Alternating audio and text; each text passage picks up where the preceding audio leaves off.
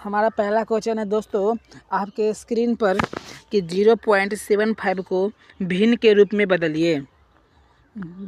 आज हमारा ये मैथ का टॉपिक है दोस्तों, जिसमें हमारा पहला क्वेश्चन क्या है आपके स्क्रीन पे कि 0.75 को भिन्न में बदलिए।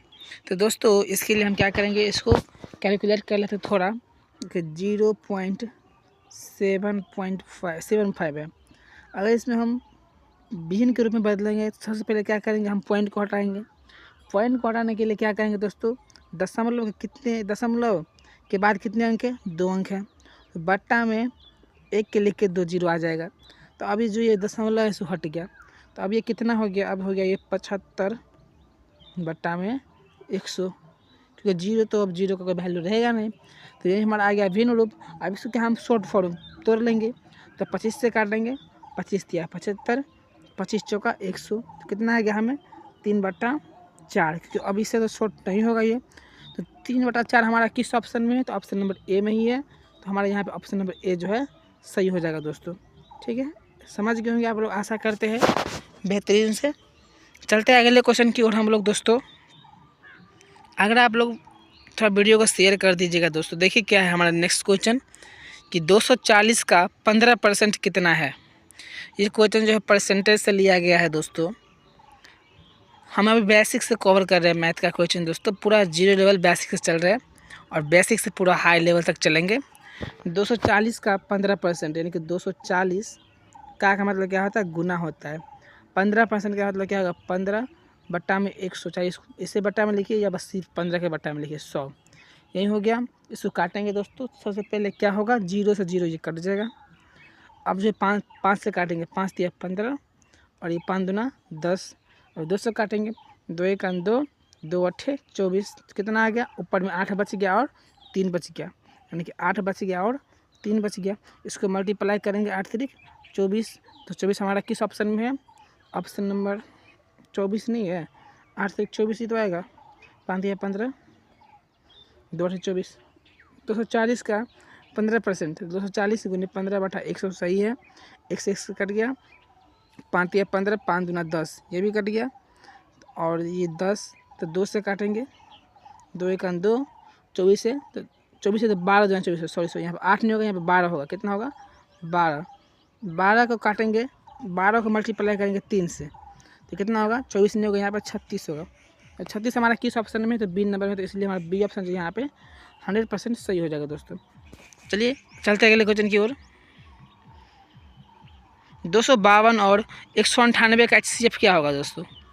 252 और 198 का HCF क्या होगा, तो इस दोनों में सबसे छोटी संख्या कौन है, 198 है। तो इसी से हम क्या करेंगे, 252 में भाग देते चलेंगे, जैसे एक मरतबा ही लगेगा।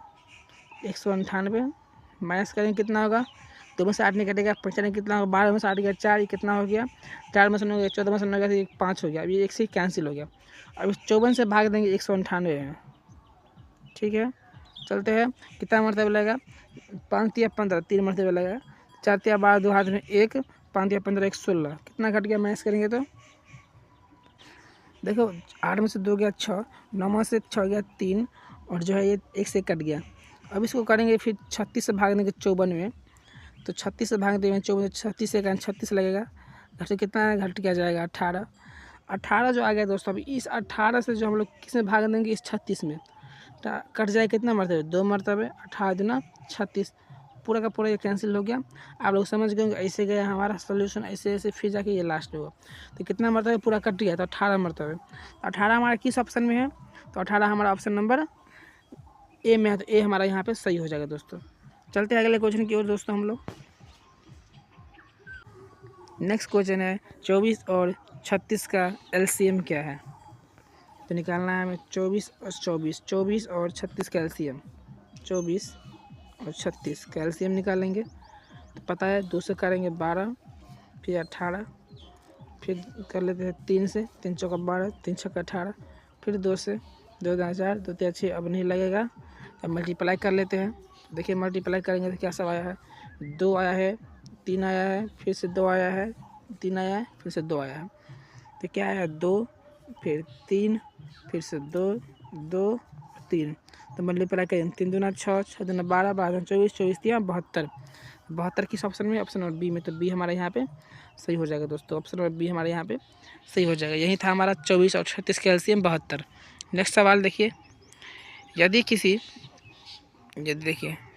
किसी वस्तु का क्रय मूल्य 500 रुपया है और विक्रय मूल्य 600 रुपया है तो लाभ प्रतिशत याद कीजिए। सबसे पहले इसमें देखिए, क्रय मूल्य जो है सीपी कॉस्ट प्राइस 500 रुपये है और विक्रय मूल्य यानी कि एसपी सेलिंग प्राइस जो है 600 रुपये है, तो लाभ कितना प्रतिशत होगा सो निकालना है। तो पहले हम लोग लाभ निकालेंगे।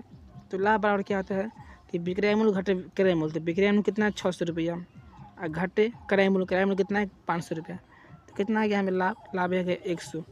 और हमें निकालना है लाभ परसेंट यानी कि लाभ प्रतिशत, यानी कि लाभ परसेंट निकालना है हमें। लाभ प्रतिशत बराबर क्या फार्मूला होता है कि लाभ, तो लाभ कितना आया हमें 100 लाभ बट्टा क्रय मूल्य कितना है 500 और गुना में 100 होता है। तो देखिए 100 कट गया और ये 5 से काटेंगे, 5 दूना 10 यानी कि 20%। कितना आ गया हमें 20 आया, अब परसेंट है तो लग जाएगा, तो लाभ परसेंट कितना आ गया तो 20% आ गया। 20 किस में है हमारा? ऑप्शन नंबर सी में है, सी हमारे यहाँ पे सही हो जाएगा मेरा ऑप्शन नंबर सी यहाँ पे सही हो जाएगा। ठीक है, नेक्स्ट सवाल देखते हैं दोस्तों। देखिए मूलधन ये बोला है कि साधारण ब्याज ज्ञात करें। मूलधन जो है 2000 रुपये है, दर है 5%, वार्षिक समय है 2 वर्ष। तो मूलधन निकालना है, नहीं साधारण ब्याज निकालना है, मतलब सिंपल इंटरेस्ट निकालना है। सिंपल इंटरेस्ट ब्याज फॉर्मूला क्या होता है? मूलधन गुने समय गुने दर बट्टा 100, यही होता है दोस्तों फॉर्मूला। सुन लीजिए फिर से, मूलधन गुने समय गुने दर बट्टा 100। तो मूलधन है 2000 गुने समय 2 वर्ष गुने दर 5% बट्टा में 100 कर दीजिए। 100 कट गया, सबको मल्टीप्लाई कर दिए, 5 दूना 10 दूना 20, तो 20 नहीं 200 होगा ना, सिंपल जैसे 5% है ना, 2 वर्ष 2 बटा 100 5%, 2000 है, सॉरी 2000 है, तो यहाँ पे 200 आ गया, इसलिए बोला 5 दूना 10, 10 दूना 20 और 1 जीरो लगा था, तो 200 रुपये इसका जो सिंपल इंटरेस्ट आ गया दोस्तों। तो ऑप्शन नंबर बी में हमारा 200 है, ऑप्शन नंबर बी हमारे यहाँ पे सही हो जाएगा। ठीक है, क्योंकि 2 जीरो से 2 जीरो कट गया, बट ये 2 जीरो कट गया, एक तो बच गया ना, तो यहाँ पे 20 बच गया और यहाँ पे 5 दूना 10, तो 20 को हम मल्टीप्लाई करेंगे 10 से तो कितना होगा 200 होगा, इसलिए 200 ऑप्शन हमारा बी में है सही। ठीक है, चलते हैं अगले सवाल की ओर। देखिए 5 मजदूर 10 दिन में काम करते हैं तो 10 मजदूर कितने दिन में करेंगे? ये सवाल भी काफ़ी इम्पोर्टेंट है दोस्तों, बहुत ही ज़्यादा पूछता है ये सवाल कि 5 मजदूर 10 दिन में काम करते हैं तो 10 मजदूर कितने दिन में करेंगे, यानी कि 5 मजदूर जो है कितने दिन में करते हैं? 10 दिन में करते हैं, 10 दिन में, तो एक मजदूर कितना दिन में करेगा? तो 10 से गुना करेंगे 5 दिन, क्योंकि ज़्यादा टाइम लगा, इसलिए कितना मजदूर है 10 मजदूर, इसलिए 10 मजदूर, तो 10 गुने 5 बट्टा में 10 मजदूर है, 10 भाग कितना आ गया काट के 5 आ गया, तो 5 दिन में पूरा कर लेंगे। यदि 5 मजदूर 10 दिन में काम करते हैं तो 10 मजदूर कितना दिन में करेंगे? तो 5 दिन में करेंगे। कैसे? तो कि दिया हमें कि 5 मजदूर कितना दिन में करता है? तो 10 दिन में करता है, इसलिए हम एक मजदूर का निकालेंगे। एक मजदूर कितना दिन में करेंगे?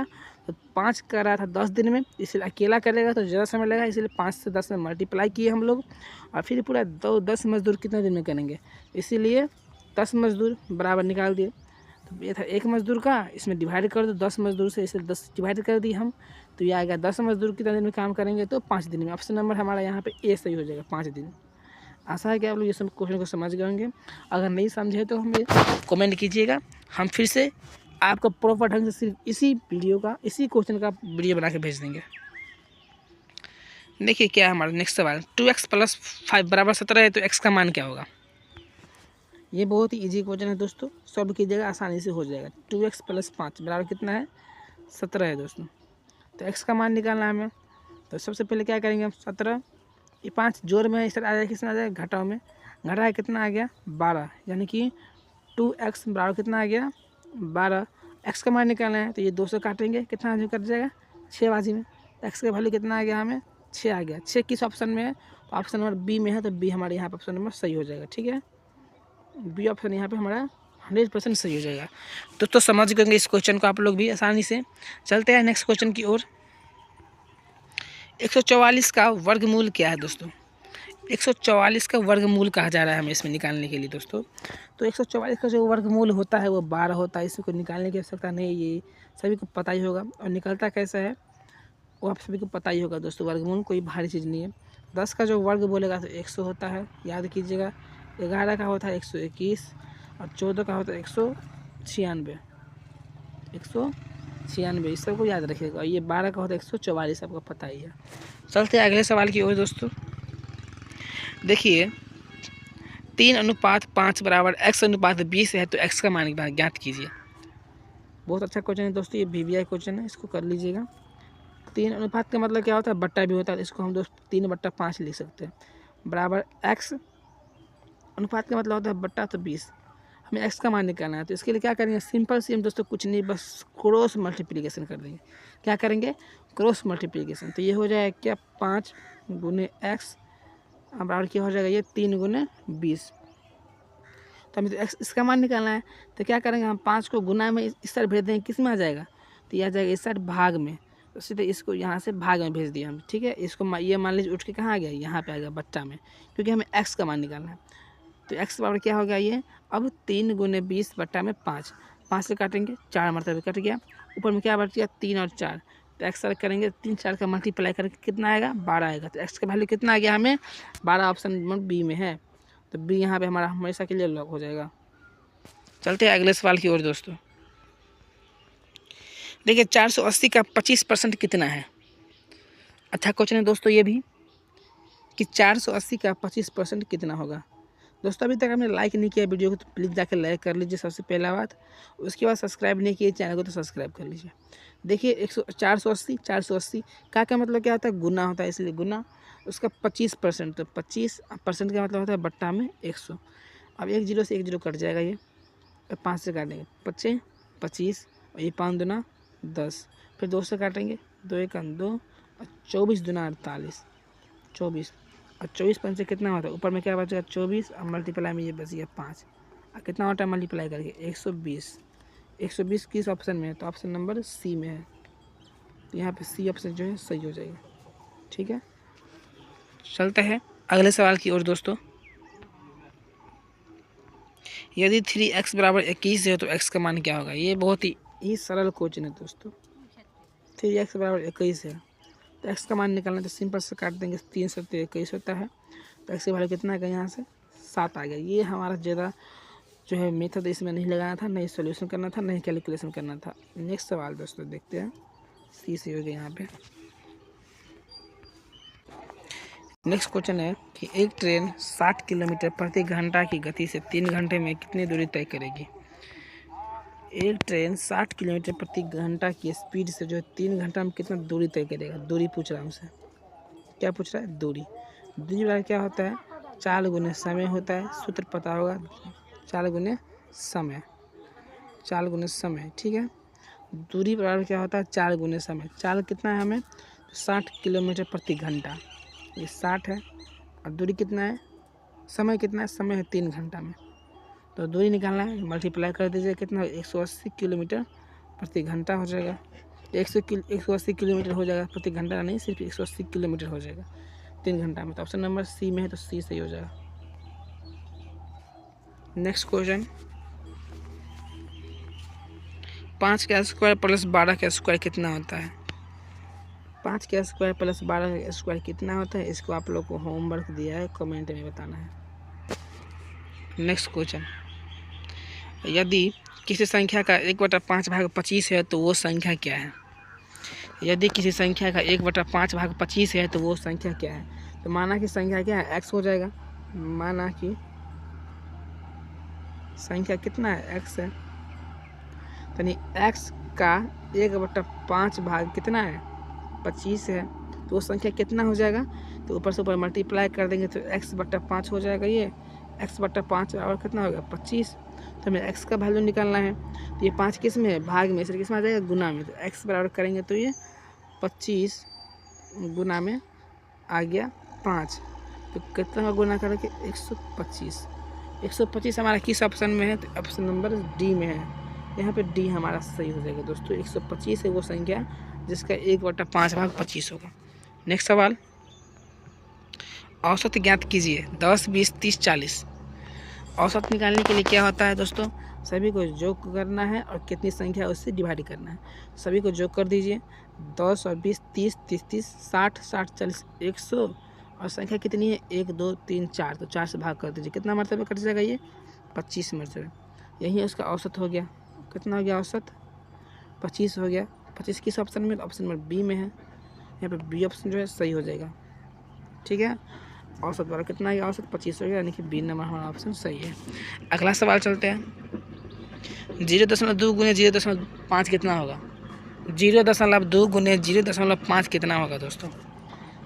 0.2 गुने 0.5 करने के लिए बोला जा रहा है हमें। तो 5 दूना 10, सभी को पता है 5 दूना 10 हो गया। इसको इस मल्टीप्लाई करेंगे 0, 0 यानी कि 0, 1, 0। 1 और 1 कितना हो गया 2 अंक के बाद दशमलव। ऑप्शन नंबर यहाँ पे 1 हो गया सही ऑप्शन। ठीक है, 1 सॉरी 10 हो गया। 10 ऑप्शन नंबर है ही नहीं, तो 5 दूना 10, 5 दूना 10 ये तो सही है। 0, 0 जोड़ेंगे तो 0, 1, 0, 1, 1 2 अंक के बाद 1, 1 2 अंक के बाद दशमलव आ गया। 0, 1, 0.1। ऑप्शन नंबर ए में ही हमारा सही है। ठीक है, ऑप्शन नंबर ए ही हमारा यहाँ पे सही हो गया। ऑप्शन नंबर ए हमारे यहाँ पे सही होगा। 0.1 है और 0 है। पॉइंट के बाद ये 0 रहे ना रहे कोई काउंट नहीं होती। ठीक है ना, छुप भी सकता है और रह भी सकता है। यहाँ पे छुपा हुआ है ऑप्शन नंबर ए में हमारा सही है। ठीक है, मैं भी कंफ्यूज हो गया थोड़ा देर के लिए। ठीक है, बट देखिए अगला क्वेश्चन क्या है हमें। एक आयत की लंबाई 10 मीटर है और चौड़ाई 5 मीटर है, तो इसका क्षेत्रफल कितना होगा। कुछ नहीं करना है, आयत का क्षेत्रफल क्या होता है एल गुने बी, यानी कि लंबाई गुने चौड़ाई। लंबाई कितना है हमें 10 मीटर है, चौड़ाई कितना है 5 मीटर है, मल्टीप्लाई करेंगे 50 मीटर स्क्वायर हो जाएगा। क्षेत्रफल पूछ रहा है तो इसीलिए ऑप्शन नंबर 50 किस में है, तो बी में है, तो बी ऑप्शन जो है सही हो जाएगा। अगला सवाल चलते हैं, यदि 8 आदमी 12 दिन में काम करेंगे तो 6 आदमी कितने दिन में करेंगे। 8 आदमी जो है दोस्तों कितना दिन में करता है 12 दिन। ठीक है, इसलिए एक आदमी कितना दिन में करेगा, तो एक आदमी ज़्यादा दिन में करेगा तो 8 से मल्टीप्लाई कर देंगे, इतना दिन में करेगा एक आदमी। तो हमें क्या पूछ रहा है 6 आदमी निकालने के। 6 आदमी कितना दिन में करेगा, तो इसमें क्या करेंगे 6 से हम भाग कर देंगे, तो 6 का 6, 6 दूना 12, ऊपर में क्या बच गया 2 और गुने में बच गया 8, कितना था गुना करके 16। तो 6 आदमी कितना दिन में करेंगे दोस्तों, तो 6 आदमी करेगा 16 दिन में। 16 हमारे किस ऑप्शन में है, ऑप्शन नंबर बी में।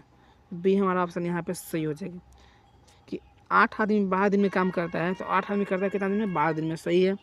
तो हम निकालेंगे पहले एक दिन का कि सॉरी एक आदमी का कि एक आदमी कितना करेगा।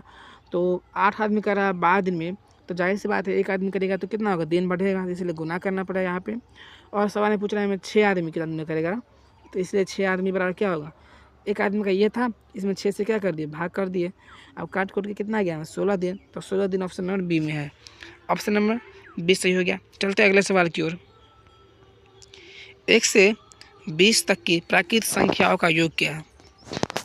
तो आपको पता होगा कि प्राकृतिक संख्याओं का योगफल निकालने का सूत्र क्या होता है, तो n इंटू n प्लस 1/2 होता है। कितना भी प्राकृतिक संख्या बोलेगा इसे सूत्र बैठाएंगे निकल जाएगा। n का मान हमें 20 हो गया, यहाँ में 20 प्लस 1 कितना 21 हो गया, बट्टा में कितना है 2 है, काटेंगे कितना होगा 10, ऊपर क्या बच गया अब 10 गुने 21 कितना है गुना करके 210। किस ऑप्शन में हमारा ऑप्शन नंबर बी में है।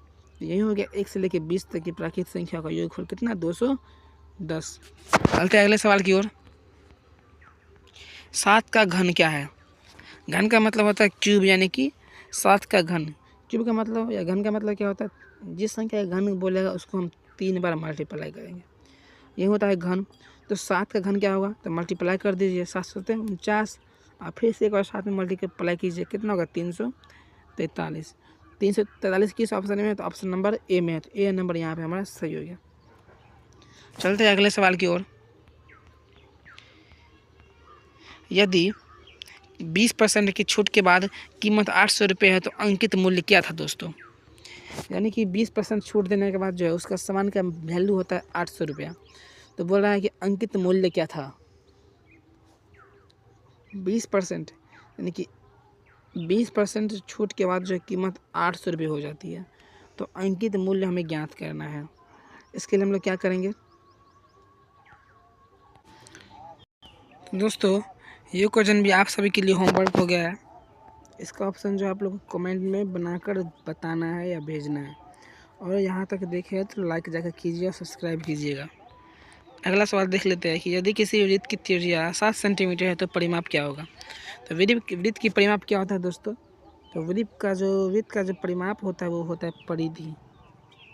और किसी वृत्त की परिधि क्या होता है तो वो होता है 2πr। 2 का मतलब 2 हो गया, r का मतलब बोल दिया हमें 22/7 लेने के लिए। r का मान पहले से हमें 7 दिया हुआ है, कि त्रिज्या का मान कितना दिया हुआ है 7। 7 कट जाएगा, कितना आएगा मल्टीप्लाई करके 22 दूना 44 सेंटीमीटर। किसमें ऑप्शन नंबर बी में है। सही हो गया हमारा ऑप्शन नंबर बी। ये इजी क्वेश्चन था। अगले सवाल की ओर चलते हैं। 15 और 20 का HCF क्या होगा दोस्तों। 15 और 20 का HCF, तो दोनों में छोटी संख्या देखना है। छोटी संख्या कौन सी है 15। और इस 15 से जो बड़ी संख्या हम लोग भाग करेंगे, एक मरतबे कट जाएगा, कितना शेषफल बच जाएगा 5। अब ये जो शेषफल बचा उससे हम भाग करेंगे जिससे भाग हम पहले दिए थे, यानी कि 15। 15 से 5 से काटेंगे 3 बार में कट जाएगा। तो किस संख्या से पूरी कट गया, तो 5 संख्या से पूरी जो है यहाँ पे कट गया है। तो हमारा जो HCF हो जाएगा वो 5 हो जाएगा, क्योंकि जो नंबर से कटता है ना वही नंबर हमारा हो जाता है HCF। ऑप्शन नंबर चलते हैं ए के साथ, यहाँ पे सही हो गया। अगले सवाल की ओर। 4x - 3 बराबर 13 है तो x का वैल्यू फाइंड करना है। 4x घटे 3 बराबर 13, तो हम x का वैल्यू फाइंड करना है। सबसे पहले ये 3 घटाओ में किस में आ जाएगा, जोड़ में। 13 3 जोड़ कितना होगा 16 हो जाएगा। ये कितना हो जाएगा 16। तो x का मान निकालेंगे तो क्या हो जाएगा, ये 4 एकन 4, 4 चौका 16 कट गया। तो x का वैल्यू कितना आ गया, यहाँ पे 4 आ गया। ईजी था क्वेश्चन ये भी। तो ऑप्शन नंबर बी में 4 हमारा है, तो बी नंबर जो है सही हो जाएगा। तो दोस्तों आज का हमारा इतना ही 25 क्वेश्चन देखे थे। इसमें आपका कितना क्वेश्चन सही हुआ वो कमेंट में बताना है। सेशन को लाइक कीजिए, अच्छा लगा तो सब्सक्राइब नहीं किए तो सब्सक्राइब कीजिए और साथ में शेयर भी कीजिएगा। ठीक है, मिलते हैं नेक्स्ट वीडियो में।